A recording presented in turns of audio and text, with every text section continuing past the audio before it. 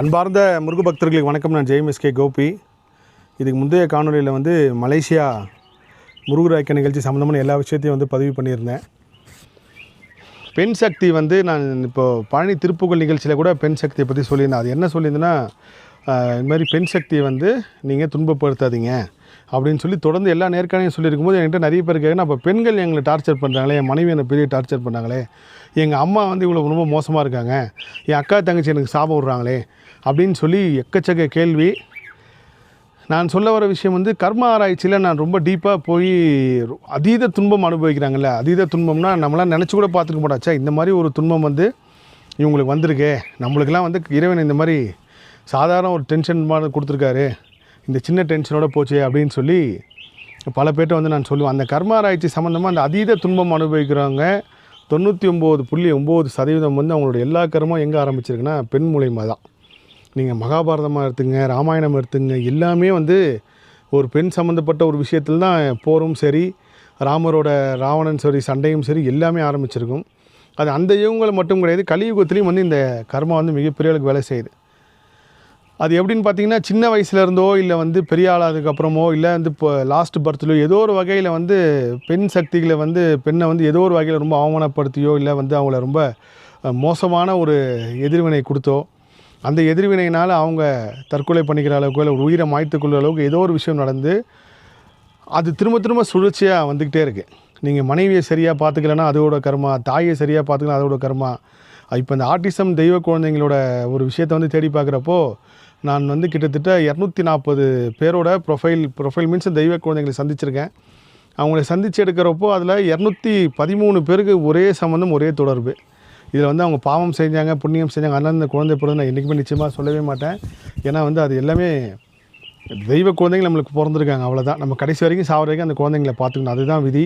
அதான் இயற்கை கொடுக்குற நம்மளுக்கு ஒரு பெரிய செயல். அந்த செயல் நம்ம சரியாக செஞ்சுட்டுன்றப்போ அது நிச்சயமாக மாறும். அதே போல் அந்த குழந்தைங்கள் உங்கள்கிட்ட பிறந்தாங்கன்னா அது உங்களோட வம்சாவழியில் இருக்கிறவங்க தான் பிறந்திருக்காங்களே தவிர வேறு எங்கேயோ ஒருத்தவங்க பிறந்தாங்கன்னு மட்டும் நினச்சிருக்காதீங்க. அவங்க கண்டிப்பாக உங்கள் அம்மாவாக இருக்கலாம், இல்லை அப்பாவாக இருக்கலாம், இல்லை ஏதாவது ஒரு வகையில் உங்களுக்கு உறவு முறையாக இருக்கலாம். ஸோ இந்த பெண் சக்தி நீங்கள் ஆண் ஒரு பெண்ணை துன்புறுத்து மட்டும் கிடையாது, ஒரு பெண் இன்னொரு சக பெண்ணை துன்புறுத்தினாலும் இந்த கர்மா பெரிய அளவுக்கு வராது. எப்படி வருதுன்னா, இப்போது உதாரணத்துக்கு நீண்ட நாளாக ஒரு வீட்டில் கல்யாணம் ஆகாமல் இருக்குது ஒரு பொண்ணுன்னா அந்த குடும்பத்தை கேவலமாக சொல்கிறது, இல்லை அந்த பொண்ணோட கேரக்டரை பற்றி தப்பாக சொல்கிறது.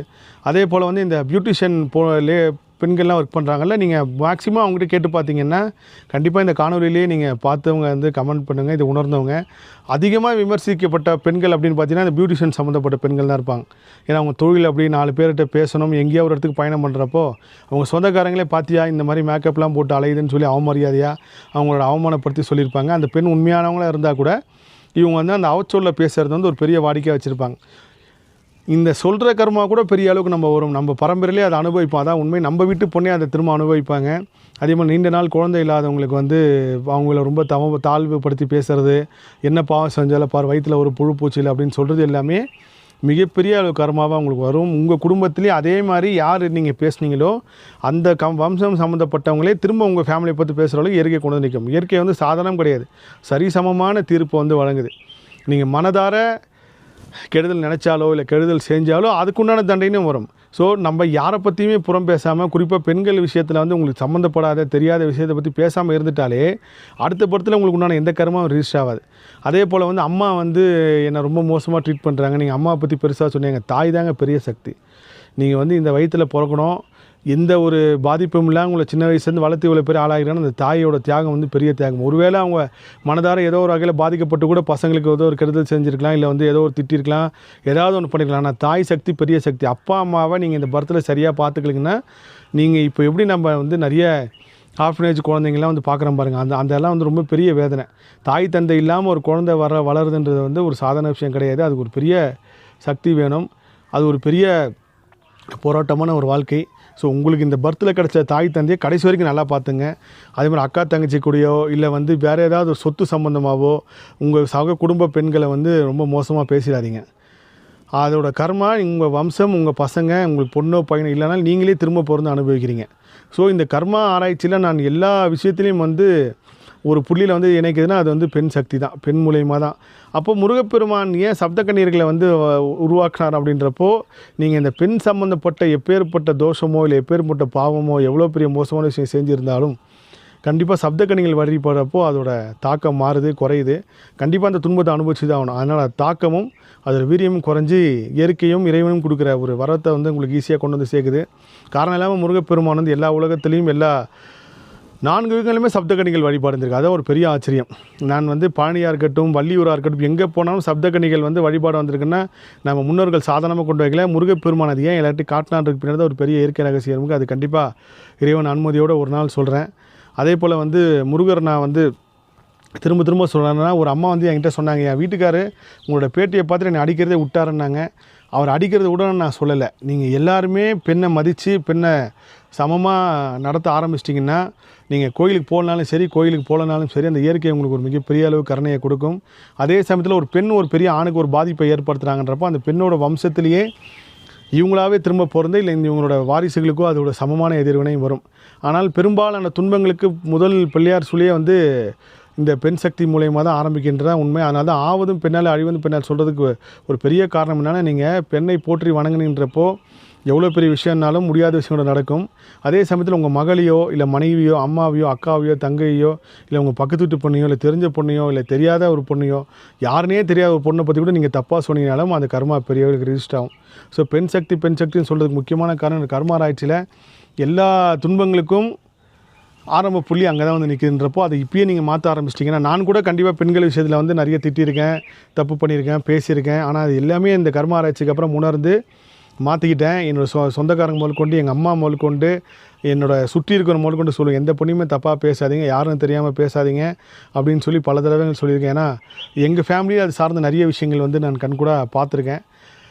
ஸோ நீங்களும் மாறி சுற்றி இருக்கிறவங்களும் மாற்றுங்க. இதுக்கு முருக பக்தரான இருக்கணும்னு அவசியம் கிடையாது. நீங்கள் எந்த துன்பத்தையும் அனுபவிக்கக்கூடாது, நம்மளோட கர்மா இவ்வளோ மோசமாக இருக்குது அப்படின்னு நினைக்கிறவங்க கூட இந்த விஷயத்தை கடைபிடிக்க ஆரம்பிங்க, அது மாறும். அதே போல் முருக பக்தியில் இருக்கப்போ நீங்கள் இதெல்லாம் செய்ய செய்ய முருகப்பெருமான் கொடுக்குற எல்லா வரங்களும் எல்லா வாய்ப்புகளும் உங்கள்கிட்ட ஈஸியாக தேடி வரும். முருகப்பெருமான் வந்து நான் திரும்பவும் சொல்கிறது தான், நீங்கள் ஒரு தடவை முருகான்னு சொன்னால் அவர் காப்பாற்றுறாரு. அப்பேற்பட்ட முருகப்பெருமான் நம்ம ஒரு பக்தியில் போகிறப்போ எவ்வளோ பெரிய விஷயங்கள் வந்து நம்மளுக்கு கொடுப்பாருன்னு நம்புங்க. சமீபம் வந்து திருப்புகள் சார்ந்து நிறைய சந்தேகங்கள் வந்து கேட்டிருந்தாங்க. சார் நீங்கள் வந்து இந்த திருப்புகளுக்கு வந்து இதை வந்து சொல்கிறீங்க, ஆனால் ஒரு சில பேர் வந்து அப்படிலாம் ஒன்றும் கிடையாதுன்னு சொல்கிறாங்களே அப்படின்ட்டு. இதுதான் பெரிய மாயை. இது எப்படின்னா, முருகப்பெருமானே இந்த சக்தியை நம்மளுக்கு காட்டிக்கிட்டே இருப்பார். அந்த மாயை நம்ம முன்னாடி வந்து உலாவி விற்றுக்கிட்டே இருப்பார். அந்த உலகத்தில் அழிக்க முடியாது இந்த மாயை தான். அது பல ரூபங்களில் பல வேடங்களில் வந்துக்கிட்டே இருக்கும் திரும்ப திரும்ப. நல்லா கோயிலுக்கு போயிட்டுருப்பீங்க, திடீர்னு ஒரு சக்தி வந்து ஏன் கோயிலுக்கு போகிற, அப்படி என்ன தான் உனக்கு கிடச்சிது பாரு, நீ கோயிலுக்கு போனாலும் இவ்வளோ துன்பமோ, போகாமல் இருந்து பாருன்னு ஒரு விஷயத்த சொல்ல வைக்கும். திருப்புகளில் நம்ம ஒரு நம்பிக்கையோடு ஒரு கான்ஷியஸோடு நீங்கள் ஒரு விஷயத்தை படிச்சுட்டே இருக்கிறப்போ திடீர்னு திருப்புகள்லாம் ஒரு விஷயமே கிடையாது, அது எதுக்கு திருப்புகளை படிக்கிற, இப்படி ஒரு விஷயமே கிடையாதுன்னு சொல்லி டக்குன்னு உடனே ஒரு மாயை வந்து உருவாக்கும். டெய்லியும் வேல்மாறல் படிச்சுட்டே இருப்பீங்க, வேல்மாறல் அப்படி படிச்சு நீ என்னத்தான் உருப்பட்டேன்னு சொல்லி ஒரு மாயை சக்தி சொல்லும். ஸோ இந்த கலியுகத்தில் நீங்கள் முருக பக்தியில் இருக்கட்டும், எந்த பக்தியில் இருந்தாலும் உங்களோட கான்ஷியஸை வந்து கெடுக்கிறதுக்கு பல மாயை உருவிட்டே இருக்கும், உலாவிட்டே இருக்கும். யாராவது உங்கள்கிட்ட வந்து நீலாம் எப்படிப்பா கோயிலுக்கு போகிற, கொடுத்து வச்சோம்பா அப்படின்னு சொன்னாங்கன்னா கண்டிப்பாக அவங்ககிட்ட கொஞ்சம் தள்ளிடுங்க. ஏன்னா அது ஒரு பெரிய உங்களுக்கு பக்தியில் வந்து ஒரு பெரிய தடங்களை ஏற்படுத்தும். உங்கள் பக்தியும் உங்கள் வழிபாட்டையும் முருகனுக்கும் உங்களுக்கும் உள்ள இருக்கிற நம்பிக்கையும் உங்களோட அந்த சோல் கனெக்டையும் கெடுக்கும் விதமாகவோ இல்லை நம்பிக்கையை உடைக்கும் விதமாக பேசுகிறவங்கிட்ட கொஞ்சம் தள்ளிடுங்க. நம்ம உங்களை புறக்கணிக்க வேணாம், எல்லோரும் நல்லவரே, ஆனால் அந்த மாதிரி ஆள்கிட்ட தள்ளிடுங்க. அது உங்களோட சொந்தமாக இருக்கலாம், பந்தமாக இருக்கலாம், உங்கள் வீட்டில் இருக்கலாம். ஒருவேளை மனைவி வந்து ரொம்ப அதீத முருக பக்தியில் போகிறப்போ கணவன் கூட அந்த மாதிரி சொல்லலாம், நீலாம் அப்படி எண்ணத்தை கும்பிட்டு முருகனை கும்பிட்டு கஷ்டப்படுறேன்னு சொல்கிறப்போ அப்படிங்களாங்க சரிங்கன்னு சொல்லிட்டு ஆர்கியூமெண்ட் பண்ணாமல் நகர்ந்து வந்துடுங்க. ஏன்னா முருகப்பெருமான் கடைசி வரைக்கும் உங்களுக்கு டெஸ்ட் வச்சுக்கிட்டே இருப்பார். அதான் பெரிய உண்மை.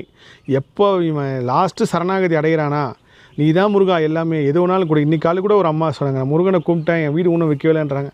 முருகர் வீடு விற்கிறதுக்காக நம்மளுக்கு இருக்கார், சகலத்தையும் கொடுக்குறது இருக்கார். நான் அதே போல் அந்த முருகர் நிகழ்ச்சியில் சொன்னேன், யாராவது உங்கள்கிட்ட எப்படி இருக்கேன்னு கேட்டால் பரிபூர்ணமாக இருக்குன்னு சொல்ல பழகுங்க. அந்த பரிபூர்ணமான்ற வார்த்தைக்குள்ளே பல சக்தி அடங்கியிருக்கு. அது உங்களுக்கு வாழ்க்கை உண்மையிலே பரிபூர்ணமாகும். ஸோ திரும்பவும் நான் சொல்கிறேன், முருக பக்திக்குள்ளே குழப்பம் அடையாதீங்க. உங்களுக்கு யார் முருகர் பற்றி பேசுறது கனெக்ட் ஆகுதோ அவங்கள ஃபாலோ பண்ணிட்டு போங்க. எந்த விஷயத்தை படித்தா உங்களுக்கு சந்தோஷமாக இருக்குது அதை படிங்க. உங்கள் மைண்டு என்ன சொல்கிறத கேளுங்க. உங்களுக்கு வந்து குழம்பாதீங்க. பக்தியில் வந்து நான் இப்படி தான் போகணுமா, அறுபடை போயிட்டு தான் இப்படி போகணுமா, பழனியை பார்த்துட்டு திருச்செந்தூருக்கு போகணுமா. அதுவும் இப்போ சமீப காலமாக திருச்செந்தூரில் வந்து கடலில் குளிக்கிறது, நாளைக்கான குளிக்கிறதே ஒரு பெரிய சர்ச்சையாக இருக்குது. அதை வந்து நீங்கள் முருகனை பார்த்தாலே போதுங்க. அதில் நீங்கள் எங்கே குளித்தா நீங்கள் குளிக்காமல் போனால் கூட முருகர் ஆசீர்வாதம் இருக்குது. ஸோ இந்த மாதிரி விஷயங்கள்லாம் கவனத்தை செலுத்தி குழப்பம் அடையாதீங்க. ரொம்ப தெளிவாக போய் முருகப்பெருமானை கும்பிடுங்க. கான்சியஸாக முருகனை போய் கும்பிடுங்க. ரொம்ப ரொம்ப தெளிவாக போங்க. முருகா எனக்கு இது வேணும், இது முடிச்சதுக்கப்புறம் அது வேணும் முருகான்னு கேளுங்க. கண்டிப்பாக செய்வார். இல்லையா முருகா நீ எனக்கு வேணும்னு கேளுங்க, கொடுப்பாரு. ஆனால் ஒவ்வொரு தடவையும் நீங்கள் கோயிலுக்கு போகிறப்போ கந்தர் அலங்காரத்துலையோ இல்லை கந்தர் அனுபூதிலையோ இல்லை திருப்புகள் ஏதாவது ஒரு பாடல் மனசார படிங்க. நீங்கள் சாமிக்கு அர்ச்சனை பண்ணுறது, தீபாராதனை எல்லாம் கொடுக்கறது எல்லாமே இறைவனை நம்ம குளிர்விக்கிறதுக்காக செய்கிறோம். ஆனால் இறைவன் நம்மக்கிட்ட வரணும், நம்மளுக்கு இதே சக்தி உணர்றதுக்கு இந்த பாடல்கள் வந்து மிகப்பெரிய அளவுக்கு உங்களுக்கு கை கொடுக்கும். ஸோ இதில் நிறைய பேருக்கு ஏதாவது சந்தேகம் வந்திருக்கும். கண்டிப்பாக சந்தேகம் உள்ளவர்கள் வந்து கமெண்ட் பண்ணுங்கள். நிச்சயமாக பதில் சொல்கிறேன். எல்லா புகழும் முருகனுக்கே. நன்றி.